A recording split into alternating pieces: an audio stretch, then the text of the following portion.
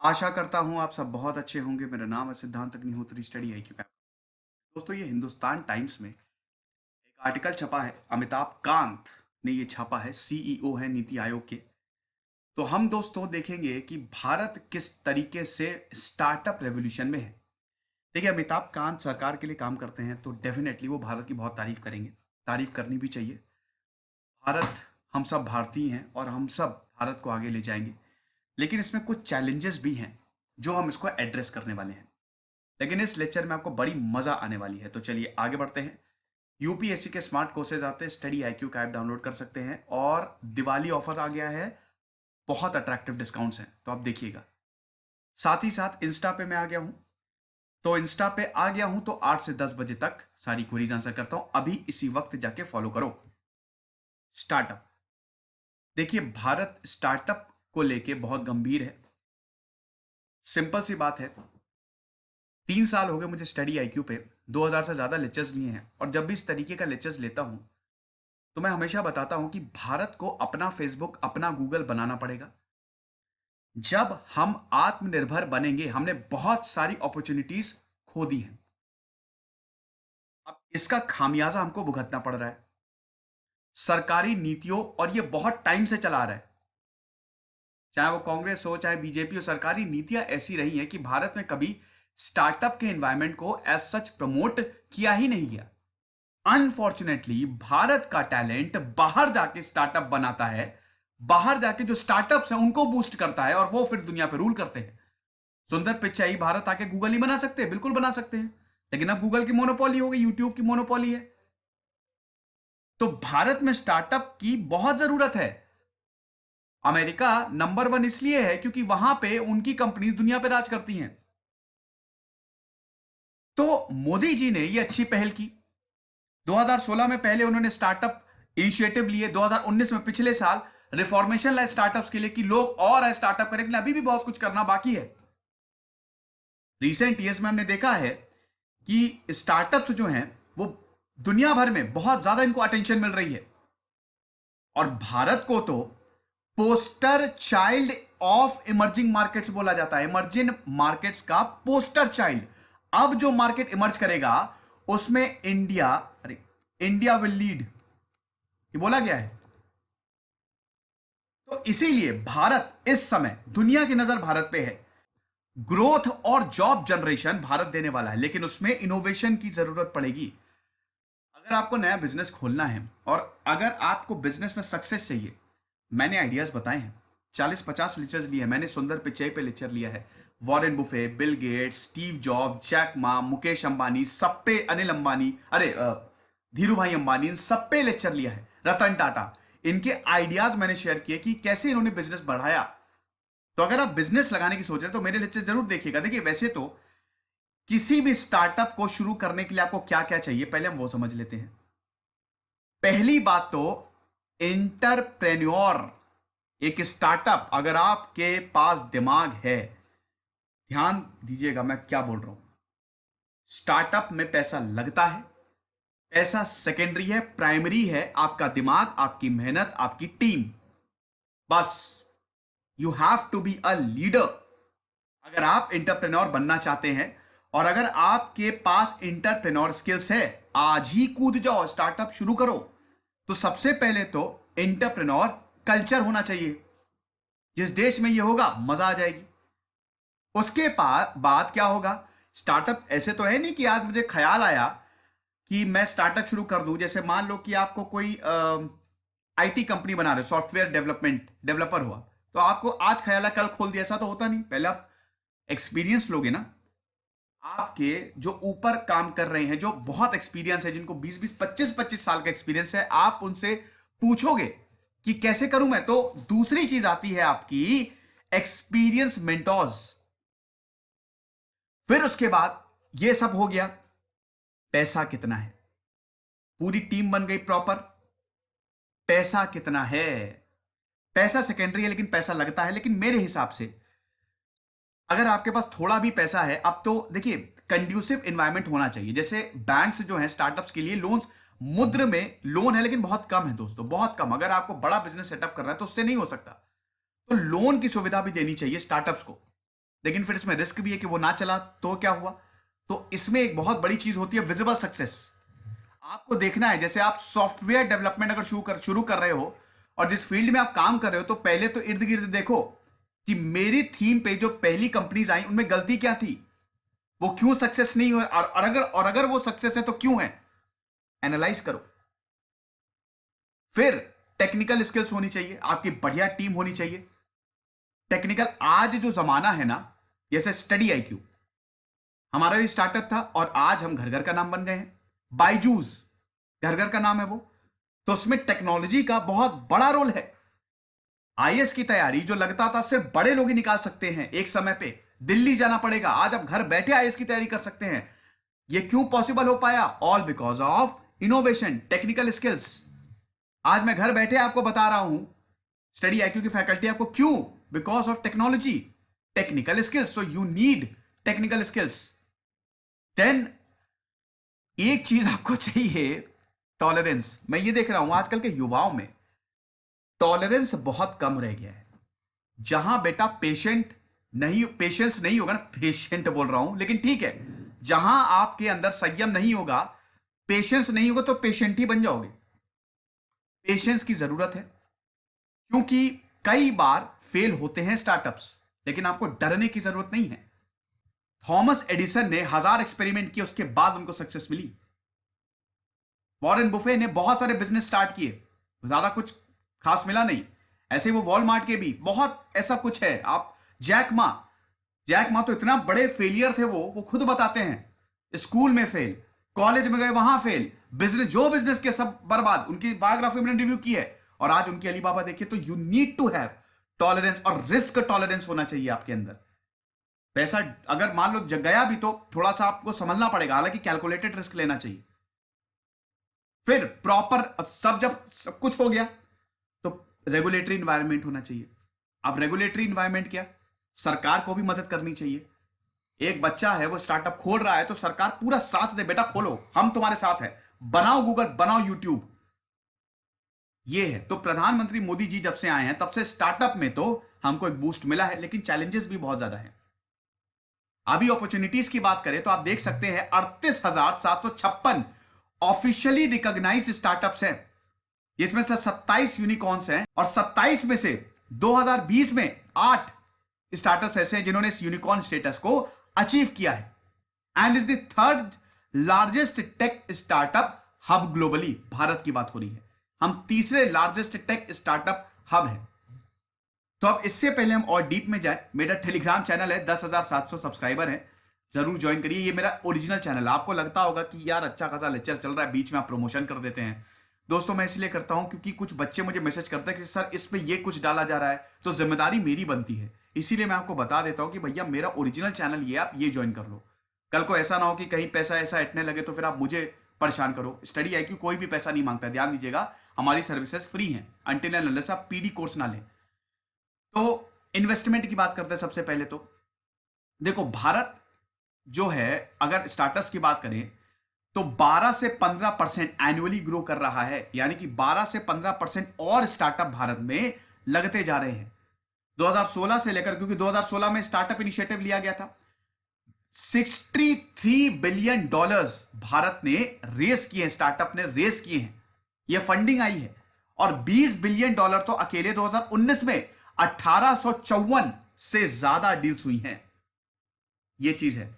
अच्छा, मैंने unicorn status के बारे में आपको, अरे यार रुको मैं बता देता हूं आपको।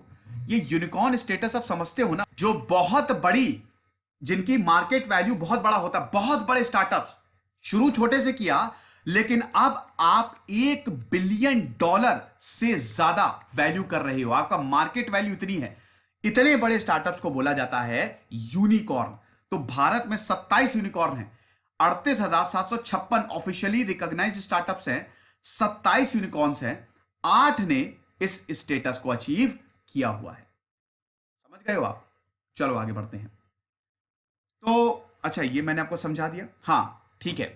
तो इन्वेस्टमेंट स्टार्टअप्स में आप देख रहे हैं इंक्रीमेंटली ग्रो हो रहे हैं हर साल, जैसे $12 बिलियन, $25 बिलियन, $26 बिलियन, $34 बिलियन, 2016 में 12 बिलियन, 17 25 बिलियन, 18, 26 बिलियन, 19, 34 बिलियन।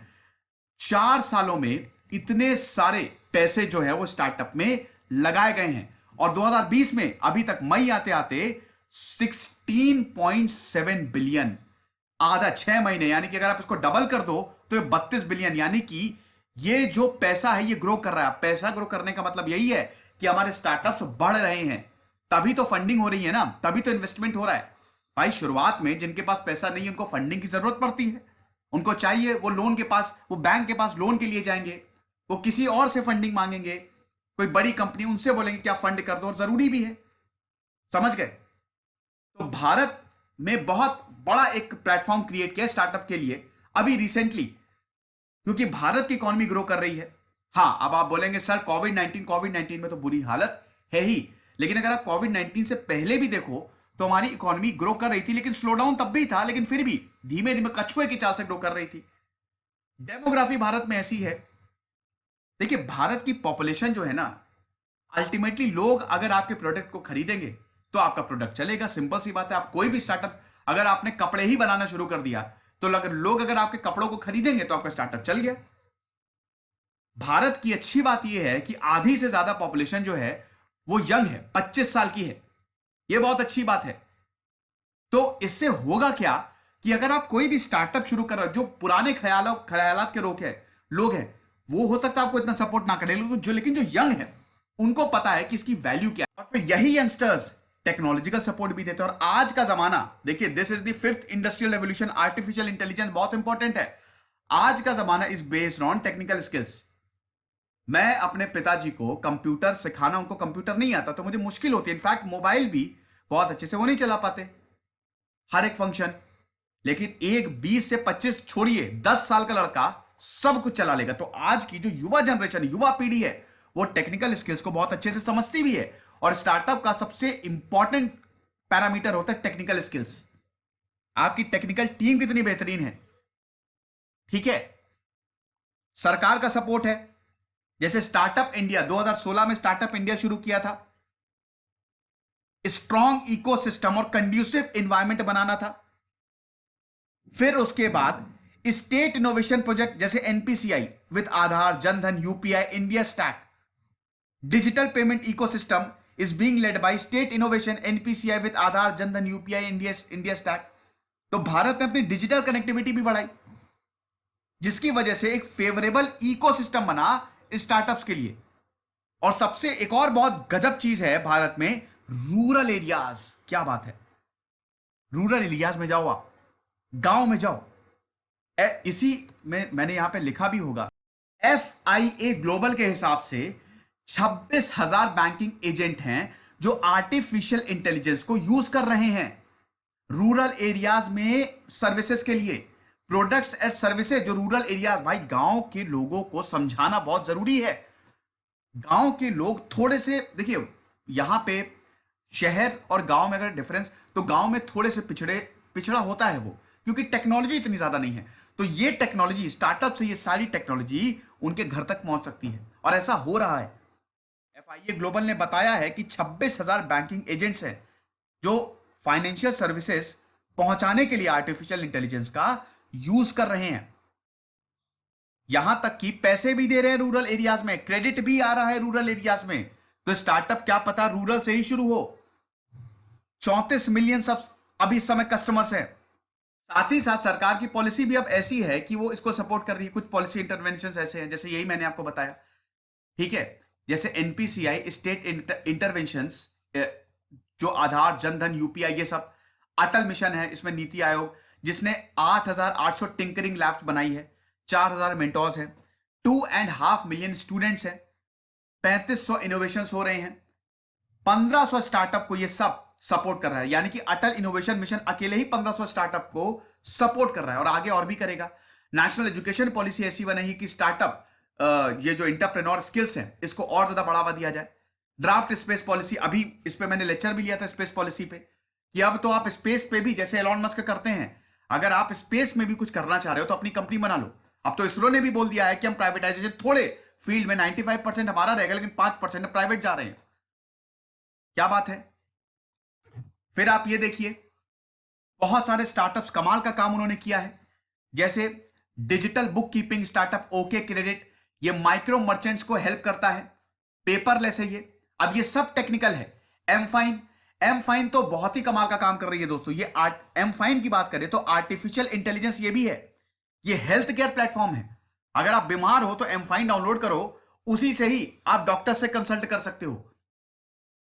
इस तरीके की टेक्नोलॉजी स्टार्टअप्स इस समय सक्सेसफुल है। फार्म इजी, दवाइयां घर पे आ जाएंगी, डिस्काउंटेड प्राइस पे दवाइयां घर पे आ जाएंगी। आपने ऐड भी सुना होगा, ऐड भी देखा होगा, फार्म इजी। कितने सारे फार्मेसी स्टोर्स ये करते क्या है स्टार्टअप। अब जैसे फार्म इजी की बात करें, बहुत सारे फार्मेसी स्टोर्स हैं, सबको कनेक्ट कर दिया। क्या बढ़िया आइडिया है यार।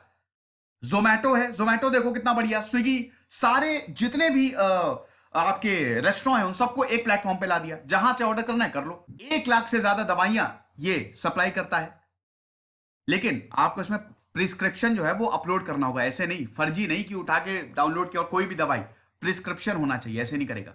बाइजू की बात करें, बाइजू भी एक हाउस होल्ड नेम हो गया है। 70 मिलियन स्टूडेंट हैं, 70 मिलियन बहुत बड़ा, 7 करोड़ स्टूडेंट है।